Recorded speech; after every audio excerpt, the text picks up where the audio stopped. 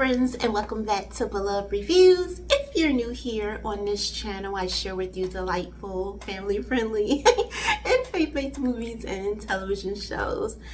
Happy Tuesday, y'all. Okay, y'all know. Y'all gotta let me know how y'all doing. What are you streaming? What are you watching? What is the last thing you watched at theaters? What are you excited about that is coming to theaters or even to streaming platforms? Let me know all of that in the comment section below, because y'all know I love being in y'all movie business. But anyways, I am doing amazing. I don't know, it's like I feel so energized now. Before I got on here, I was like, I wasn't like very energized, and then as soon as I'm like here, I'm right here with y'all. We here. Then I'm like, all the energy has returned, and I'm all excited to be sharing with y'all this film that I watched over the weekend. But yeah, let's go ahead and get started with our special feature today, which is titled "It Could Happen to You." Ooh, it could happen to me. But first, well, you guys should find this film streaming right now. Where did I watch this? Don't tell me I forgot where I watched this thing at. Oh no. Where did I watch it? Okay, YouTube for free. But first, let me tell y'all what this film is about. Charlie is a simple, kind-hearted New York City cop.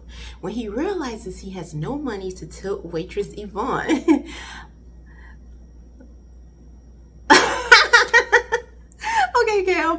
Okay, sorry, y'all. Forgive me. He offers her half the winnings of his lottery ticket. Amazingly, the ticket happens to be a winner in the sum of $4 million. True to his word, Charlie proceeds to share the prize money with Yvonne, which infuriates his greedy wife, Muriel. Not content with the argument, Muriel begins scheming to take all the money.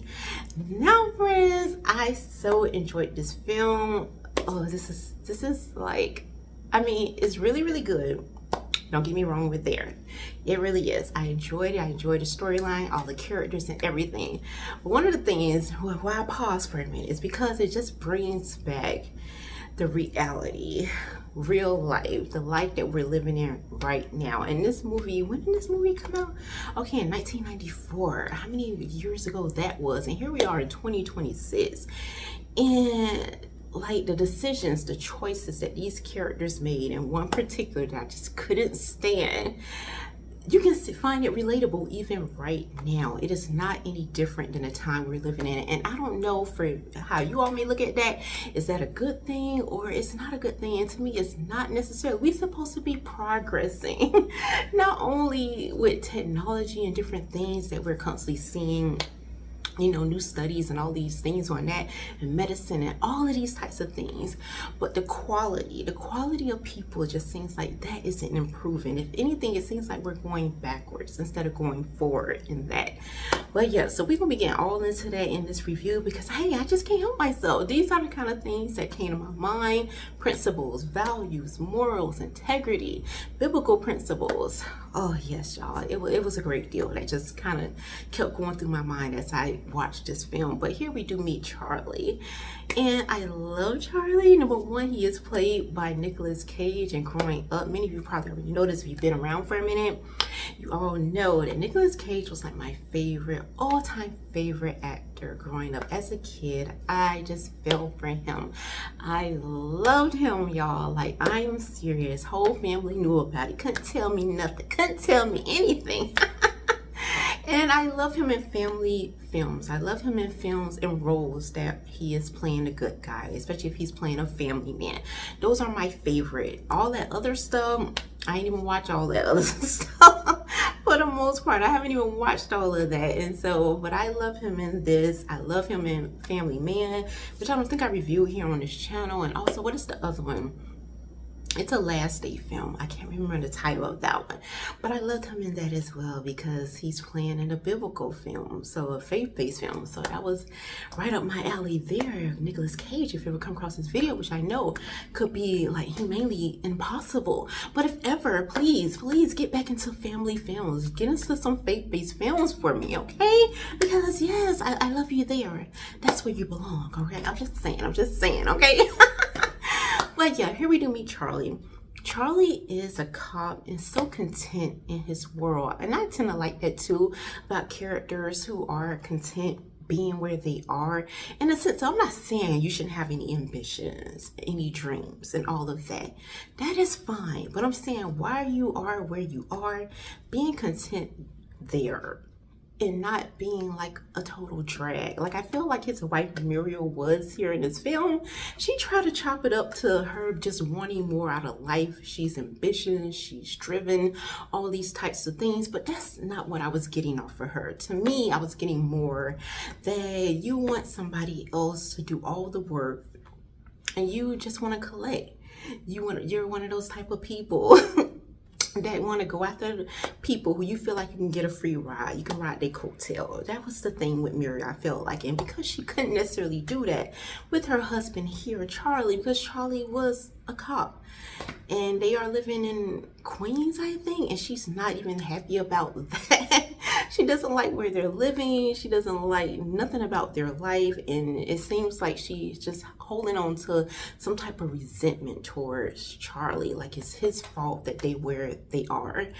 And I couldn't stand that for a great deal of the film because, like I said, Charlie, immediately you fall in love with this character because, like I said, he is a cop, but he's content being there. He is the type of person that help, and we have scenes here that he helps the blind guy across the street.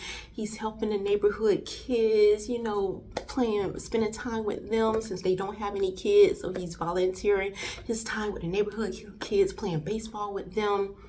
Everything about him is that way. Like, he's always thinking of others. He's always trying to make other people's lives that much better, put a smile on their face, making them happy.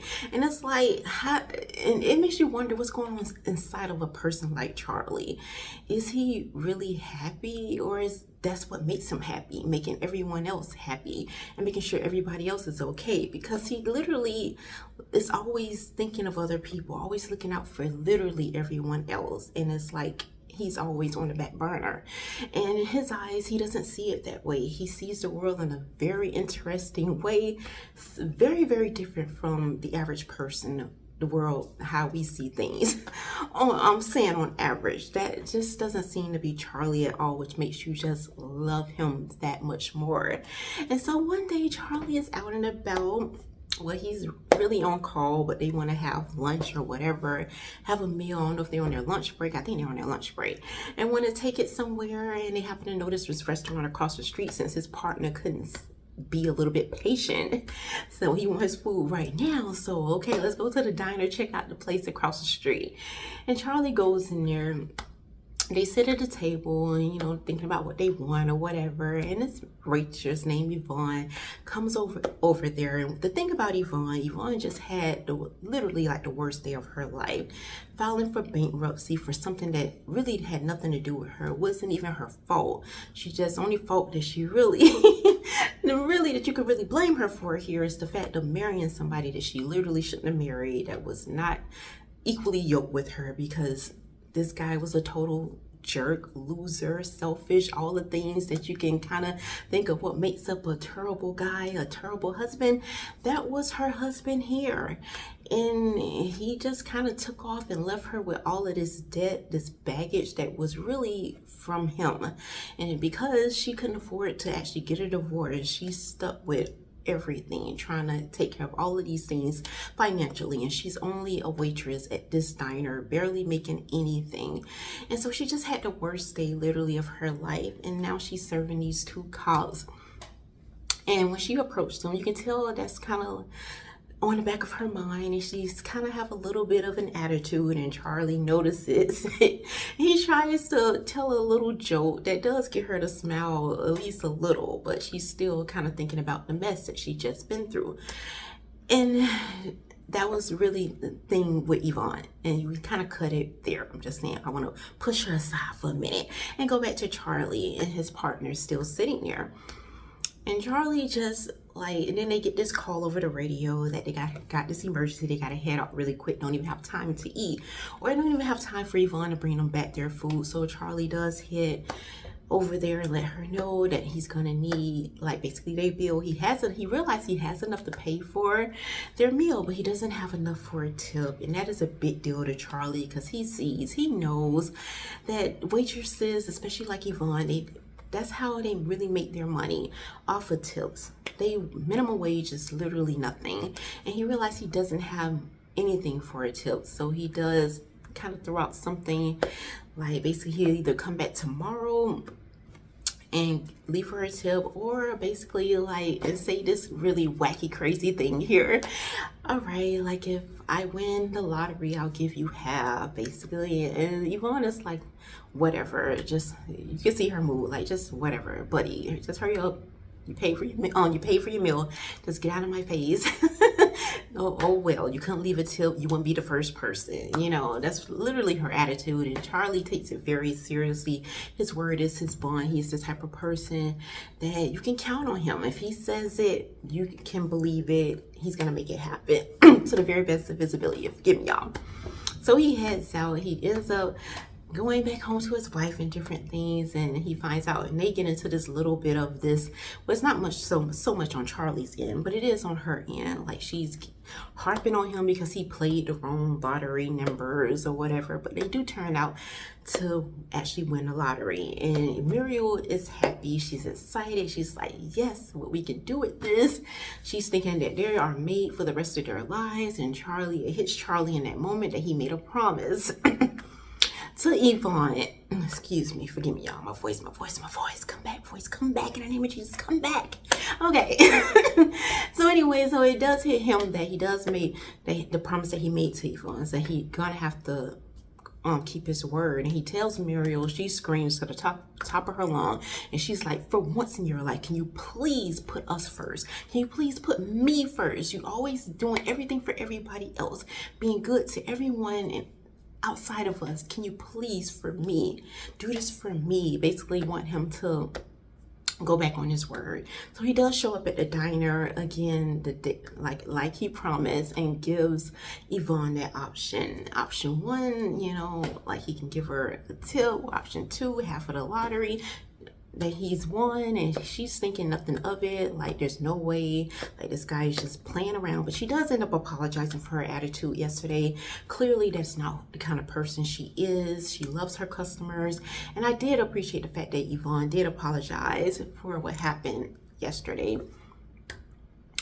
And Charlie was going to kind of listen to his wife for once and say, you know what, as much as it's gonna hurt him, paying him not to keep his word, he was considering just giving her a tip. But when he hears Yvonne's story and the terrible day that she had yesterday, and sees her in action today, in her element, the woman that she truly is, how she's serving others, knowing what she's been through, having all of this stuff to deal with, and she's still making everybody else stay, serving them, giving them that wonderful experience, he realizes, no, he has to keep his word.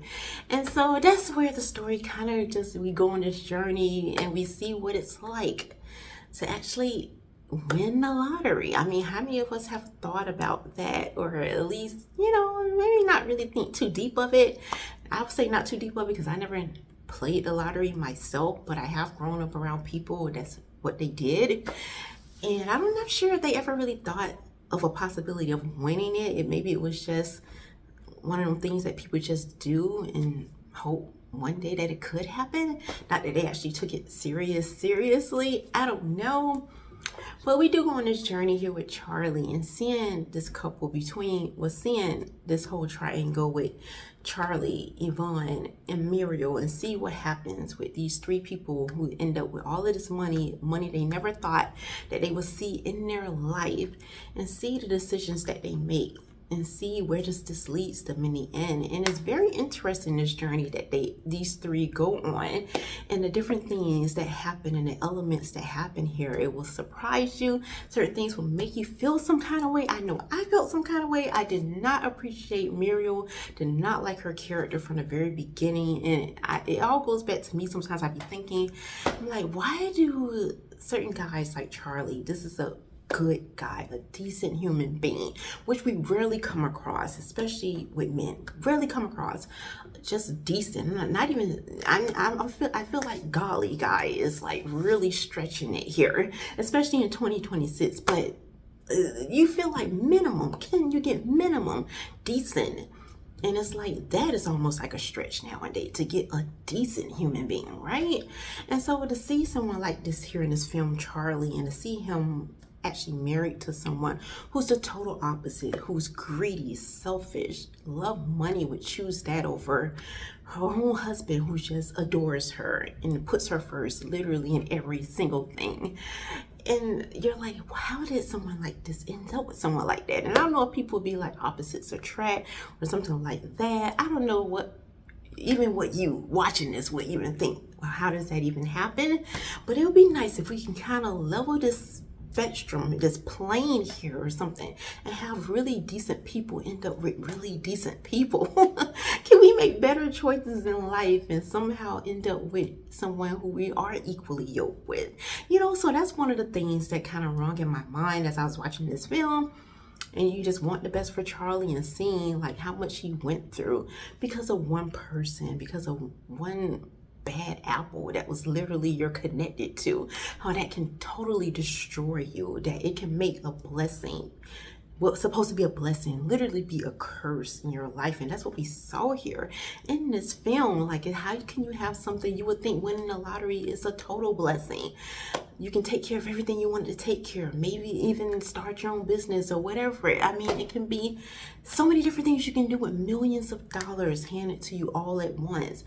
But being connected to the wrong individual can you won't even have a chance at even doing anything right with it. And that's what we see that goes on with Charlie and Muriel. And then on top of that, Yvonne getting dragged into this, what was supposed to be a blessing for her. She can get out of this debt that wasn't even her fault to begin with. And then we see her getting caught up in all of this craziness, this madness here that led her on this path, this spiraling path that caused a bunch of shame, a bunch of destruction, and literally for nothing, absolutely nothing that she did. But one of the beauties of this film, this story that I truly do enjoy, that I can literally watch more than once, and I have watched more than once, that's how much I enjoy this film, is we do get to see people get what they actually deserve in the end. And that's one of the things that you kind of feel like is missing from real life a lot of times, is seeing people get what they deserve. We don't necessarily get to see the karma or get to see people actually reap what they sow. And who are we to say somebody should get this or that? It's like, it's really not up to us. We're not a judge. We're not God. We're not Jesus. We haven't done every single thing perfectly. And it's like, who are you to say, okay, this person should get this because of this or that? But it's like, haven't you received mercy when you want mercy? If you made some bad choices, you know, so it can go on and on. But it is nice, like I said here, you do get to see, like, because we are on the outside of these characters, we may not be on the outside of each other's lives where we see each other 24/7, see what kind of life everyone lives here. None of us sees that, so we can't necessarily be the judge and tell a person what consequences or what things that they should reap and sow in their lives, because we're not around each other. We don't live with no one literally 24/7. Even if you technically live with someone, there's some point you're not around them. You don't know their inner thoughts. You don't know their hearts. You don't know every single thing that a person does. Only God knows that. But the cool thing about fiction is we get to see this. We get to live on the outside. We are like, get to see from God's perspective, because we see every individual here involved, Charlie, Muriel, and Yvonne, and we get to say rightfully what this person deserves and what should happen to this person.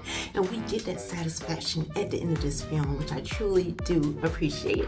Not to mention, you're gonna have a blast watching it. It's so many life lessons here in this film as well.